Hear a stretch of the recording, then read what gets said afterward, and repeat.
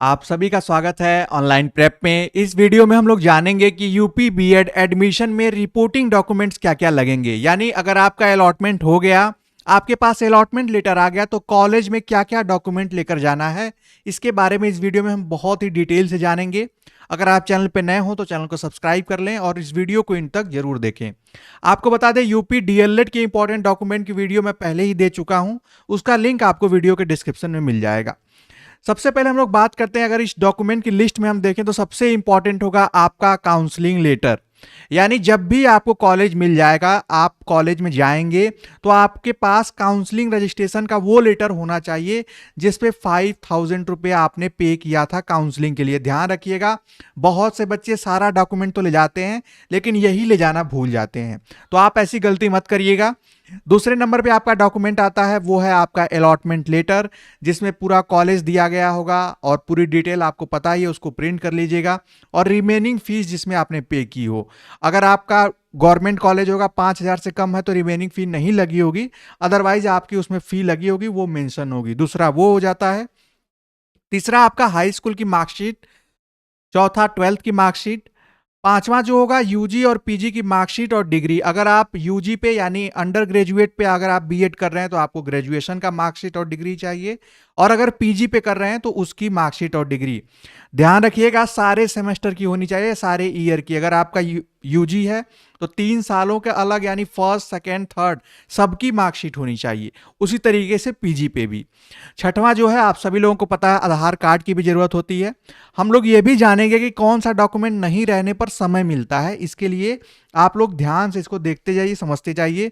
टीसीसीसी आपको चाहिए, transfer certificate और कैरेक्टर सर्टिफिकेट। अगर आप यूनिवर्सिटी चेंज कर रहे होंगे तो माइग्रेशन भी चाहिए होगा, माइग्रेशन सर्टिफिकेट, जो कि ऑनलाइन अब बन जाते हैं लगभग हर यूनिवर्सिटी में। आठवां सबसे इंपॉर्टेंट है कास्ट सर्टिफिकेट। अगर आप ओबीसी एससी एसटी और ईडब्ल्यूएस कैटेगरी से आते हैं तो आपको कास्ट सर्टिफिकेट चाहिए। डोमिसाइल सबको चाहिए यानी निवास प्रमाण पत्र, ध्यान रखिएगा।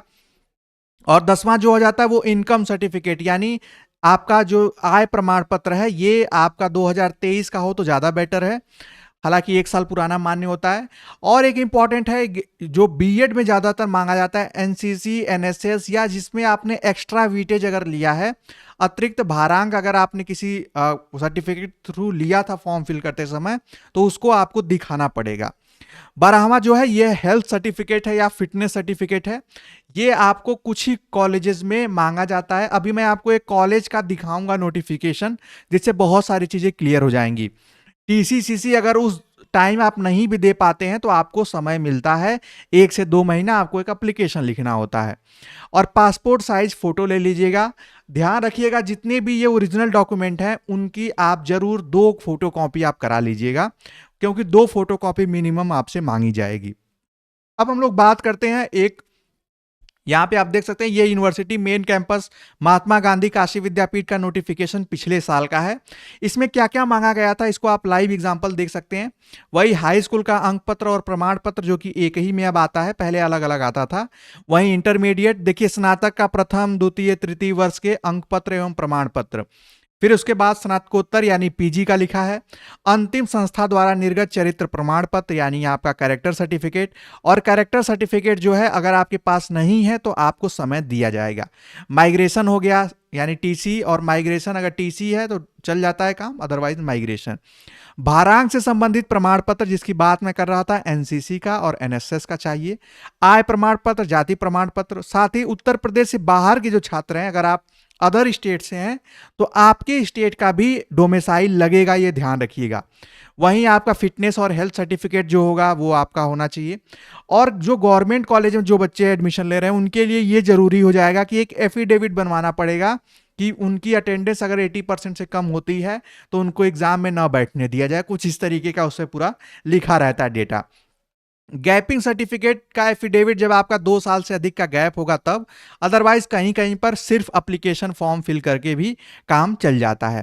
एंटी रैगिंग फॉर्म भी आपको गवर्नमेंट कॉलेजेस में, एडेड कॉलेजेस में देना होगा। अलॉटमेंट लेटर वाली चीजें ये सारी मैं आपको बता चुका हूं। तो ये आप देख सकते हैं, एक एग्जाम्पल है। तो गैप सर्टिफिकेट उन्हीं को देना है जिनका 2 साल से अधिक का गैप होता है। और बहुत ऐसे डॉक्यूमेंट हैं, जब तक आपके कॉलेज वाले न मांगे तब तक आप न दें। जो मांग रहे हैं सिर्फ वही प्रोवाइड करें, क्योंकि ये सब डिपेंड करता है। कभी कभी क्या होता है कि जो प्राइवेट इंस्टीट्यूशन है, प्राइवेट में कम डॉक्यूमेंट्स रखते हैं और गवर्नमेंट और एडेड में ज़्यादा डॉक्यूमेंट लगते हैं, ज़्यादा टाइप के डॉक्यूमेंट्स वो डिमांड करते हैं। लेकिन जितना मैंने आपको बताया, इससे ज़्यादा एक भी डॉक्यूमेंट की ज़रूरत आपको नहीं पड़ेगी। आई होप आप सभी लोगों को सारी डिटेल, सारे डॉक्यूमेंट्स के बारे में चीज़ें समझ में आ गई होंगी। तो अपने डॉक्यूमेंट तैयार रख लें, अपने कॉलेज से कांटेक्ट कर लें कि कब आना है, कब वेरिफिकेशन कराना है, उनसे कॉल पे या जाकर, और वो जब बुलाएं तब आप जाकर अपना वेरिफिकेशन जरूर से जरूर करा लें। अभी के लिए सिर्फ इतना ही, मिलेंगे नेक्स्ट अपडेट में और भी इंपॉर्टेंट टॉपिक के साथ, वीडियोस के साथ। तब तक के लिए bye bye, take care and keep watching.